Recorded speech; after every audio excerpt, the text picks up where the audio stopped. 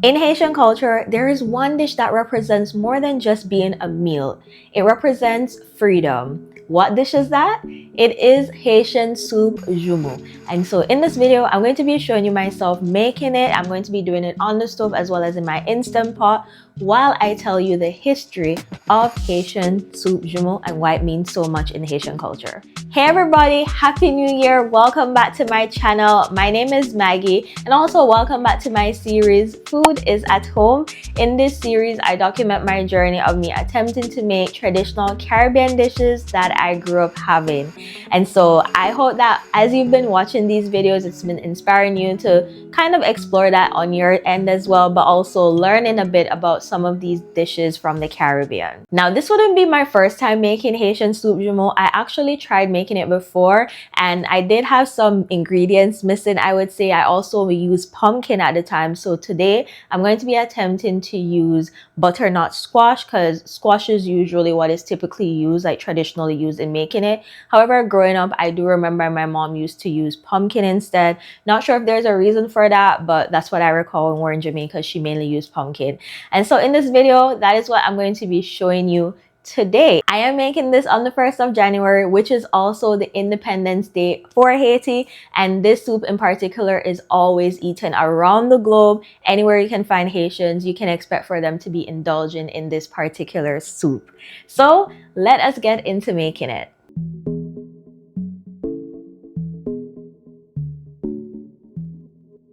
Now, before we get into it, we are going to start off by washing our meat. Growing up, this is something I saw my mom would do all the time. I'm using lime juice, just going ahead, cleaning the meat, getting rid of all that gunk, the smell, cutting all the rawness of the meat as well. This is why we wash our meat. And then I always would see my mom wash the meat with hot water.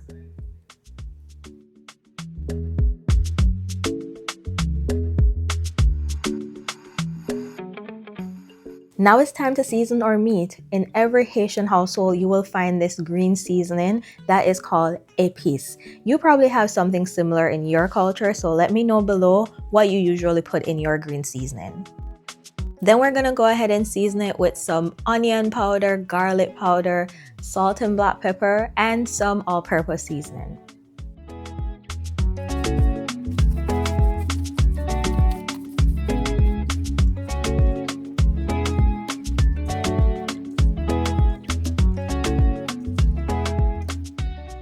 To make soup joumou, you need turnip, potatoes, cocoa, leek, green onions, celery, carrots, parsley, cabbage, and the star of the show, squash. Fun fact, soup joumou means squash soup and is also known as freedom soup. Here's why.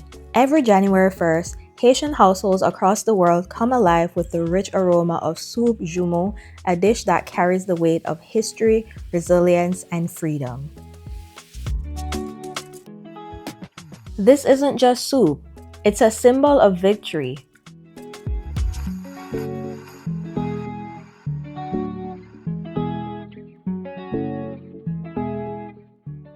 Under French rule, enslaved Haitians were forbidden from eating this soup, a dish reserved only for the colonizers, but made by the hands of enslaved folks.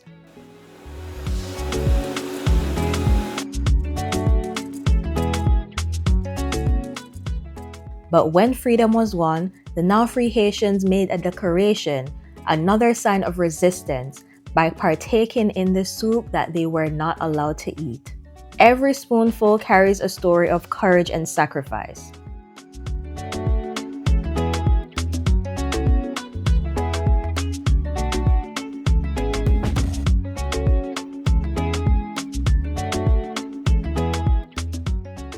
Today, Haitians across the globe honor their ancestors by preparing and serving this soup, not just as a meal, but as a celebration of identity and resilience.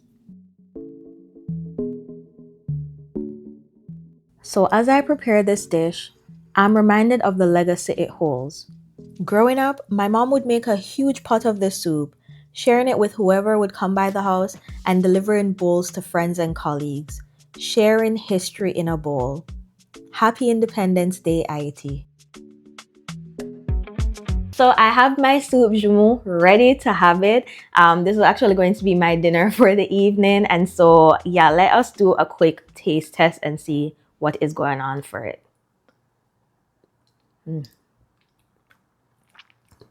That's a nice flavor.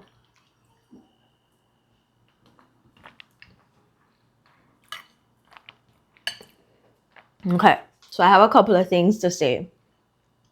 I definitely added more things in it this time. The first time I made it, I think I didn't really have some of the ground provision that I did add in it this time around. And so it gives it a bit more body for sure. So for this time around, I did not add any spaghetti or pasta in there. I did it the last time.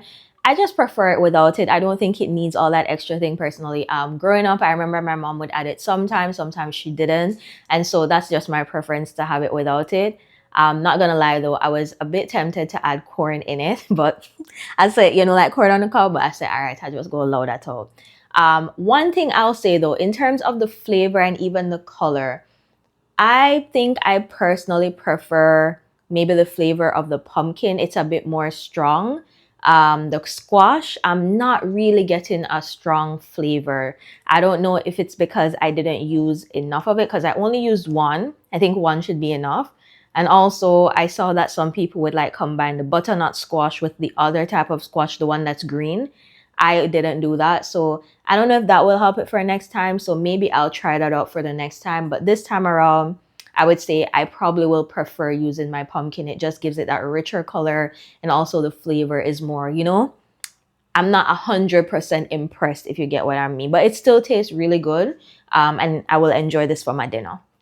So, hubby, I want you to know, taste and tell me, because we're having this for dinner. So, taste it and tell me. All right, what's this called? Soup joumou. So it's squash soup, and it's always eaten on the 1st of January around the globe in Haitian household, and we put a lot of ground provisions in there. Cabbage also goes in. I know that's not something that you are used to because I told you when I was making it, when you saw me buy cabbage, you're like, cabbage? I'm like, yeah, that's part of what goes into it. And originally, actually, it was a vegetarian soup, but then over time, they added meat to it. And so we used beef. But yeah, so I did a couple of it, in the instant pot on the stove top, and then just to make things cook quicker. So you think? Game time for taste. All right, so I do like it. Okay. Honestly, I would give this a 8.5. Ooh, 8.5. Strong. Yeah, so I really like it. The only it's kind of weird seeing cabbage in soup, but I do like it. To me, it doesn't give me a soup vibe. It gives me like a stew. Maybe mine is Which too thick. Yeah, maybe it's too thick, but I really do like it. Yeah. It's hurt. Okay. Like I I do like it. think because it was on the stove before I started recording, it can get thick over time, but depending on how you like the consistency, you can make it as thick as or water as you want. So I think because we have so much left, I'll keep it in the fridge, and whenever we're going to heat it up to eat again, I'll just add some more water on it. But yeah. I do like it. All right, so then I started. Glad you enjoyed it. So that is it for the video. I hope that y'all learned something, and just to understand the significance of this meal, let me know, in your culture, is there a particular meal that means something super significant, and why? I would love to know about that dish. Comment below, and I'll see y'all in another video. Bye.